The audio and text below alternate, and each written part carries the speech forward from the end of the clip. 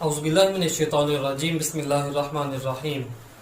خدا تعالیٰ نے ہمیں کتنی نعمتوں سے نوازا ہے۔ ہمیں خدا تعالیٰ نے بے شمار نعمتوں سے نوازا ہے۔ ہمیں خدا تعالیٰ کے بندوں کا بھی خیال رکھنا چاہیے۔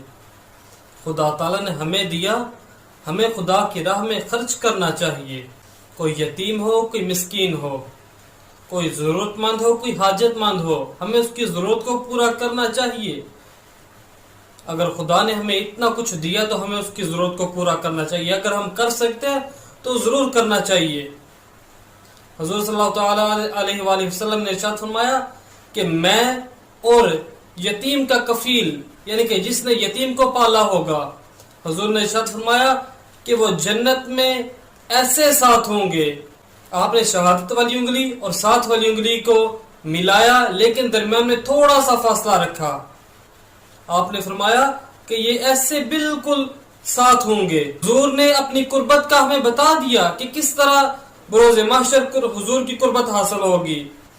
ہم چاہتے ہیں کہ ہم حضور کے پاس ہوں۔ حضور نے ہمیں بتا دیا کہ اگر یہ کرو گے تو میرے پاس ہوں گے، ہمیں کرنا چاہیے۔ حضور نے ہمیں بتا دیا کہ یتیم کی کفالت کرو تو میرے ساتھ ہوگے، ہم پھر کیوں نہیں کرتے؟ اگر کوئی یتیم کو ضرورت مند ہے، ہمیں اس کی ضرورت کو پورا کرنا چاہیے۔ اگر کوئی یتیم ہے، اس کے کفیل ہمیں بننا چاہیے۔ اگر کوئی غریب مسکین ہے، ہم دعوتیں کرتے ہیں، کوئی غریب ہے، کوئی مسکین ہے، کوئی ضرورت مند ہے، ہمیں اس کو بھی اس دعوت میں شریک کرنا چاہیے۔ حضور صلی اللہ تعالیٰ علیہ وآلہ وسلم نے ارشاد فرمایا کہ بدترین دعوت وہ دعوت ولیمہ ہے جس میں غرباء کو روکا جائے اور امیر لوگوں کو بلایا جائے۔ ہم کیا کرتے ہیں؟ ہم اگر اپنی دعوتوں کو دیکھیں تو ہم بالکل ایسے ہی کر رہے ہیں کہ ہم امیر لوگوں کو تو بلا رہے ہیں، لیکن غریب مسکین جو ضرورت مند ہے اس کو ہم روک رہے ہیں، اس کو ہم اپنی دعوت میں آنے نہیں دیتے۔ ہمیں ان کو بھی بلانا چاہیے۔ مسکین ہے کون؟ حضور نے ارشاد فرمایا کہ کھجور یا 2 کھجوریں، لقمہ یا 2 لقمے مانگنے والا مسکین نہیں ہے۔ جو مانگتا پھرے، حضور نے ارشاد فرمایا کہ وہ مسکین نہیں ہے۔ پھر مسکین کون ہے؟ حضور نے ارشاد فرمایا کہ مسکین وہ ہے جو مانگنے سے بچتا ہے۔ اگر کوئی مانگنے سے بچ رہا ہے تو ہمیں اس کی حاجت کو دیکھنا چاہیے کہ کون ضرورت مند ہے۔ اگر کوئی مانگنے سے بچ رہا ہے، ہمیں دیکھنا چاہیے۔ حضور کی ہم قربت چاہتے ہیں، حضور ہمیں کہاں ملیں گے؟ حضور نے ارشاد فرمایا کہ اگر مجھے تلاش کرنا چاہتے ہو تو غریبوں میں تلاش کرو۔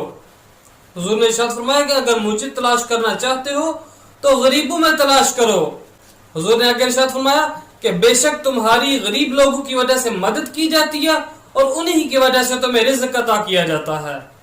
اگر خدا تعالیٰ ہمیں اتنا کچھ عطا کرے تو پھر کس کی وجہ سے ملا؟ حضور نے ارشاد فرما دیا کہ وہ غریب لوگوں کی وجہ سے ہی ملا ہے۔